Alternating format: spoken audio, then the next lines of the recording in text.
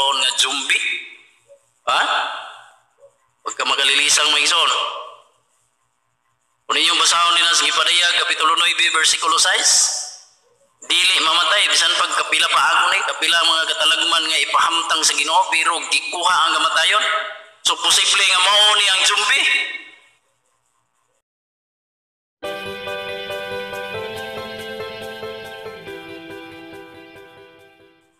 Kanya, ang gisgutan din ha, walay patik sa silyo sa Diyos, maoy paakon, pagka makalilisang.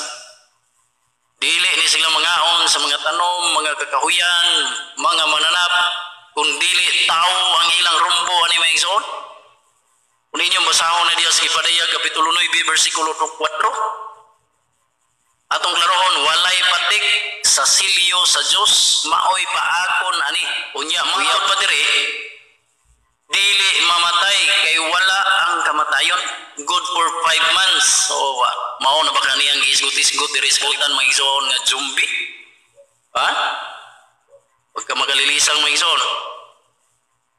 Kung inyong basahon din sa Gipadayag, Kapitulo 9, versikulo 6, dili mamatay, bisan pag kapila pa ako ni, kapila mga katalagman nga ipahamtang sa Ginoo, pero gikuha ang kamatayon.